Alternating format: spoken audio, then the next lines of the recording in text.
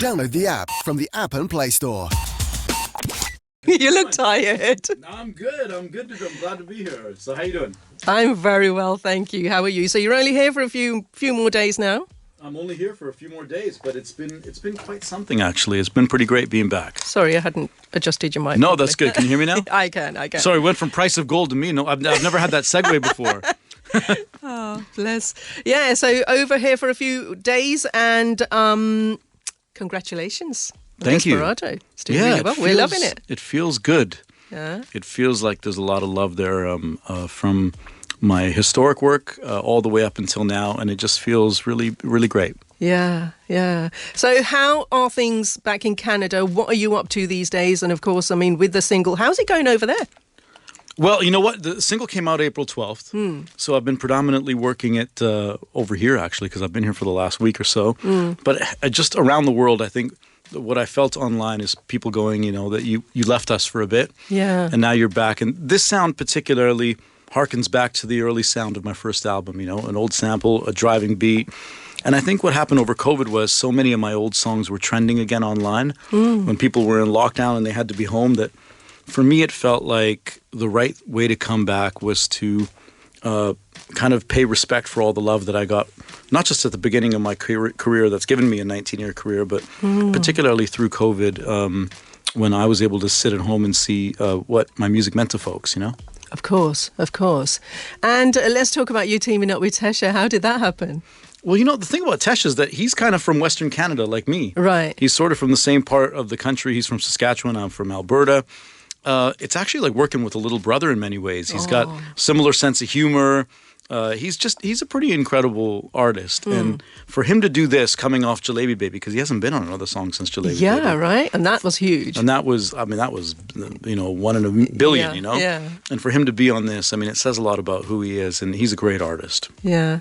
How did it happen? Like, who contacted who? What was the discussion? I was reaching out to Tesher. Yeah. And I kind of gave him a couple of songs to pick from, but in my heart, I knew I wanted him to be on this one. Yeah. I just wanted him on the project that kind of started out, well, I guess there's no other word for it, but like a comeback into the business. So I kind of wanted him on this one as well, because there's a bit of a Latin influence on the record, with kind of like Jalebi Baby. So there's a lot of ingredients that feel like it was the right move, Right. Yeah, exactly. Now, you speak of Latin influence. I go through your songs and I kind of get a feel of everything. Like there's country, there's jazz, there's, you've got the whole R&B thing going on. You've got the Bollywood in there, the Hindi and everything. So it's a really, really good mix. I've asked this question to other artists who I find are super, super versatile, and that's how I see you. Super versatile. It's amazing that you've got all this under your belt. Can that be, like we say, it can be a blessing and a curse sometimes? Sure, yeah. Can it be? Has it been?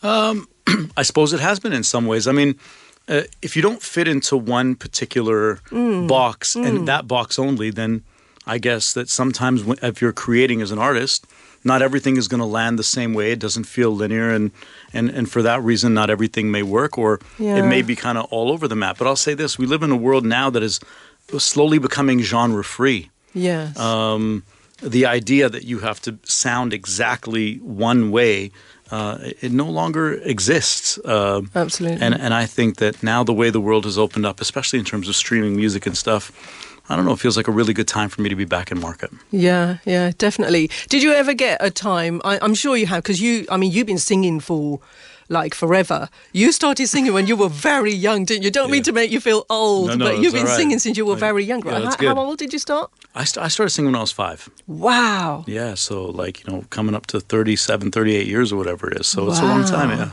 Was that like public performances sort of thing? Yeah, I did my first public performance when I was 5, and just loved it, No, I was probably 6 when 5 was like family. Yeah. They discovered I could sing, and then a year later I started performing. Wow. And I've always just loved it. So for me, it's continued to be a passion. I think the really great thing is that in my adolescent years, where maybe I was like, I don't want to do music for a couple of years, my parents were like, fine, don't do it.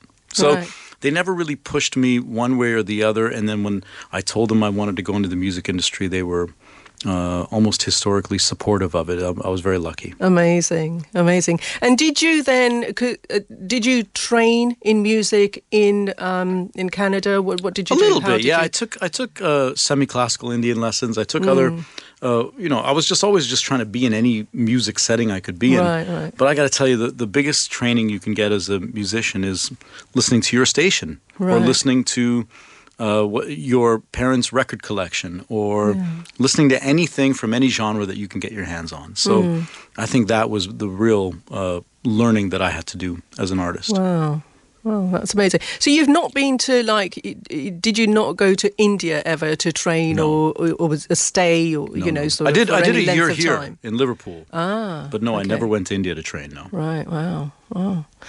Okay, I'm going to go into this next song because I want to talk about this as well. And I'm going to pretty much talk all over the song, Raghav. Oh, okay, let's do it. Jab Tak Hai Jaan, Ishq Shiva, A.R. Rahman and everything to go with it. What happened? How did this come about? He called me. I thought it was a prank call. I said a few choice words. I thought someone was playing with my feelings. And then he called back and he said, no, this is, I'd like you to be in Mumbai and record this. And, and I went and I did. And it was incredible. I mean, he's a hero. Like he's on a different level of musician that's maybe ever been born. Yeah. So it was very, very, very special. Now, this is Yash Chopra's last film. Mm-hmm. So just before it came out, I was going to go out and promote it, like when the movie was released and stuff. But it didn't feel in good taste to do that after Yashji passed away. So it was a whole strange thing, to have this amazing experience and then have it be Yash Chopraji's last film. But for me, it was a game changer, not just because of the music, but really to have AR's friendship. Particularly at a time in my life where I was struggling a little bit, I didn't know exactly where I wanted to be musically. I felt like things had changed so much that, I didn't know if I still had a space anywhere. For him to call you and tell you he believes in you, I mean, that puts some fuel in the tank to keep you going. Absolutely. That's amazing. That is really, really amazing. Now, you've worked with quite a few different artists, and there's one song that particularly comes to mind right now is Until the Sun Comes Up. Yeah. That's another one. Was that what's the story behind that? You did that with Abhishek Bachchan and Nelly, right? Yeah. Every time I see Nelly in any song, doesn't matter where I see him, I miss the Band-Aid on his face from... I'll let him know, yeah. I'll let him know. He needs to get the Band-Aid back on. I have that image stuck in my head from Dilemma, right? Yeah. Right. Yeah, sorry. What was the story there? Well, that was just a song that we decided to do a really cool video for, where we went to Africa, donated solar lights, and it was the idea of trying to get folks to understand that there's almost a quarter of the world that still lives without running water or electricity. And when I came up to the idea with Nelly, he was on board. But really, again, like when I worked with AR, the amazing thing about that record is a friendship and learning from Abhishek Bachchan. Right. He is one of the kindest, most articulate, and for someone who's dealt with so much in life. I mean, being born into the family he's born in is an incredible gift, but it also comes with trolls online and people that are, I hate to say it, they're unrelentlessly abusive. Yeah, they literally won't give him a break. And this guy is as talented as it gets, as you hear on the song. That's not even his art form, and he nails it. I learned a lot from him, and to see, since then in particular, to see how his career sort of taken off again. I mean, nobody deserves it more than him.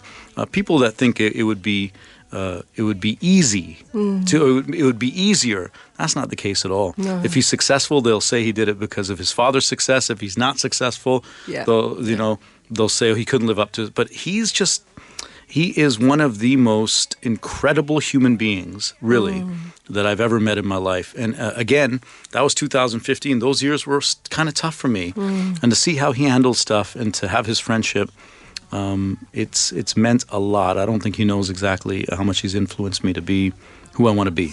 So I'm not doing a lot of shout-outs today. I'm sure that you understand why, because, of course, I've got Raghav in the studio with me, and we've been chatting away. Raghav, can you elaborate on your Bollywood projects coming up? Yeah, so around Diwali time, there's It helps if I remember to put your mic up. Sorry. Around Diwali time, there's going to be a movie out that will have some music from me in it. And I think we'll announce the movie a little closer to. Okay. So we don't jinx it, but it's going to be a big one. So that I'm really looking forward to that because I haven't done much Bollywood work since quite a bit before COVID. So it's exciting for me. Yeah. So you did disappear for a bit, didn't you? Yes. Was that because of COVID? Was it sort of, what happened? No, I mean, I think that, I did a couple of albums between 2004 and 2009, and then I moved back home. I moved back to Canada and put out a third studio album there, and then I did the work in Jab Tak Hai Jaan and some work with AR, and I think after that it was like it had almost been 10 years of touring around the world and doing everything, and the industry changed so much. We went from when my first album came out, I was doing sign-ins in HMV, and then by the next album we were selling them direct to the consumer, and then it was iTunes, and then it was Napster, and now it's streaming, and everything changed so much that I think I really needed to find what my place was, and at the same time I think that the quote-unquote mainstream industry maybe looked upon the time where I had the peak of my success early on as kind of like a purely desi moment that was almost like a novelty, and I thought, well, I'm definitely not a novelty as a human being, and I just had to come to terms with exactly how I was gonna frame my work and be who I wanted to be. And that's why I mentioned earlier, like, those few years were kind of tough for me. It's not like I fit in purely as a Bollywood character in India, and it's not like I fit in the West as someone that was, totally Westernized, and my music didn't have Indian influence. I'm overtly and unabashedly and proudly Desi in many ways. So now that things have changed so much, and I think particularly the success that we had over COVID with the resurgence of my old stuff, kind of gave me the confidence to know who I want to be and what kind of music I want to make starting now for the fans that I have and into Chapter 2. It's really good to see you back.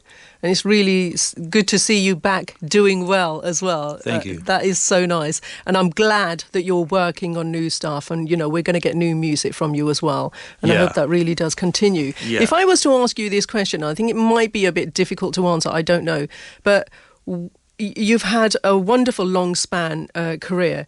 Whereabouts in your career would you say you are now? What's this place you're at the moment? That's a great question because, there were times when I was like pretty down about what the future might hold. And I don't feel like that anymore, particularly after the response to Desperado. But I kind of look at someone like Tina Turner, who had early success in a very horrific situation. Nothing compared to, not comparing those situations, but I think people thought it was over for her when she started the second chapter of her career, maybe a couple of decades later. And actually, the best for her was yet to come. And I just think I have so much to offer as a creative person, as an artist, as the stories that I could tell of the last 19 years that, I really believe.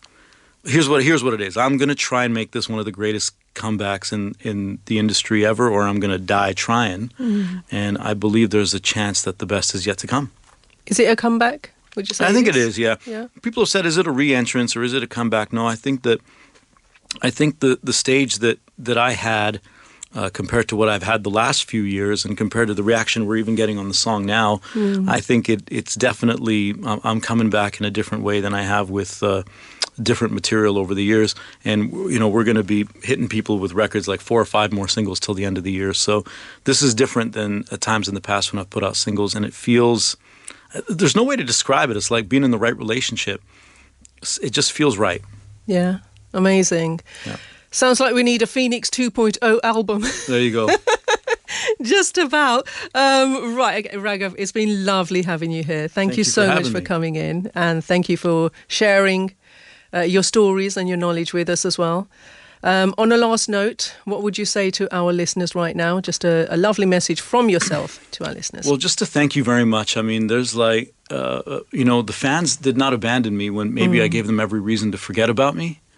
And, I've been making music for almost 20 years now, and I know that every time I feed my family, every time I get in the car, anytime I do anything, it's based on the love that people have given me and having not forgotten about me. So I want to repay that now. Download the app from the App and Play Store.